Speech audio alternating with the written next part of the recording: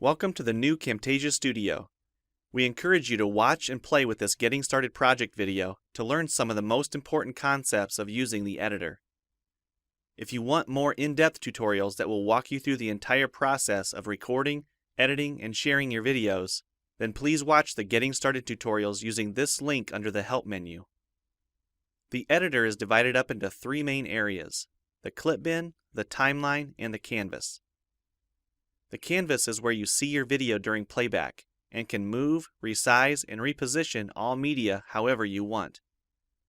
The timeline is where you assemble and edit your video. At the top of the timeline, tick marks represent time in terms of minutes and seconds. When building a video, you'll work in a horizontal manner, beginning from the left and moving sequentially through time toward the right. The tracks are layered on top of each other, so media you add on higher tracks is viewed on top of media on lower tracks in the canvas.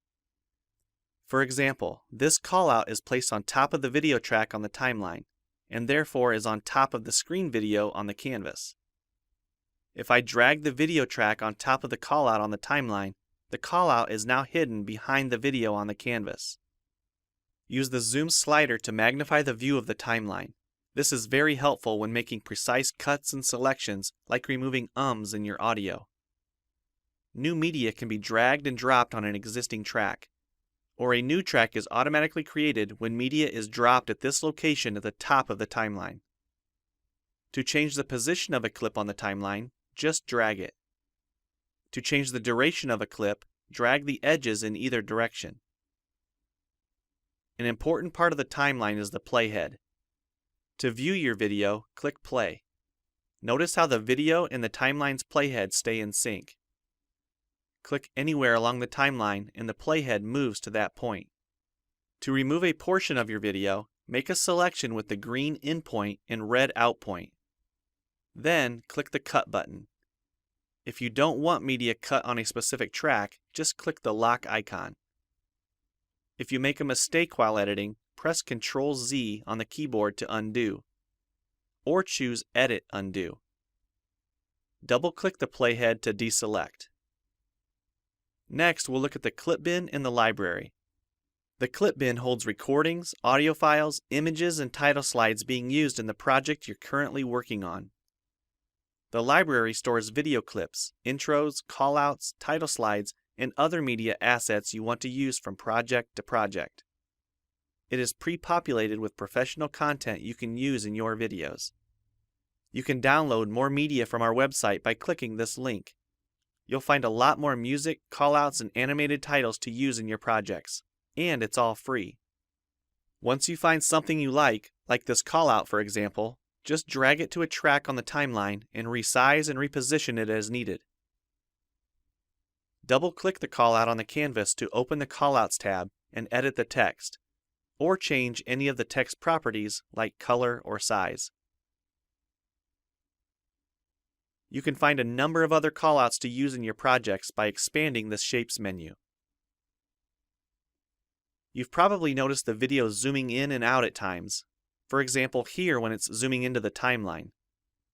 To learn more about adding and customizing zoom and pan animations to your video, check out the other Getting Started tutorials on our website.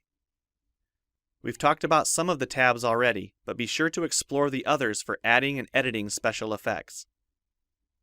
If they don't all show up as tabs, click on the More tab to explore others, like the speech-to-text capabilities and captions, and the improved quizzing. Also, transitions can now be dragged directly to the timeline and added on top of clips. So we've shown a few ways you can navigate and edit your video, but how do you get content into your video? To make a new screen recording, click the Record the Screen button. If you already have an audio or video recording you'd like to use, click the Import Media button. When you're done with your video project, you'll need to click the Produce and Share button to create a shareable video. Expand this menu to see a variety of presets. We have a new video player that plays back your MP4 video and includes other interactive features like table of contents, closed captions, quizzes, and even hotspots. These features are available when hosting your video on TechSmithScreencast.com or the video and player on your own web server.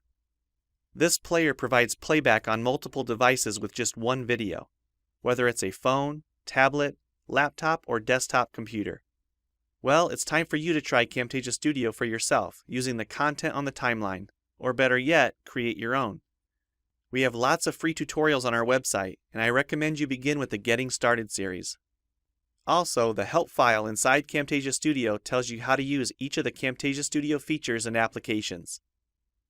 One last thing, if you ever want to open this Getting Started project again to view or practice with, use this link here. Thanks for watching, and we hope you enjoy Camtasia Studio. Steps of using the editor. If you want more in-depth tutorials that will walk you through the entire process of recording, editing, and sharing your videos, then please watch the Getting Started tutorials using this link under the Help menu. The editor is divided up into three main areas: the clip bin, the timeline, and the canvas. The canvas is where you see your video during playback and can move, resize, and reposition all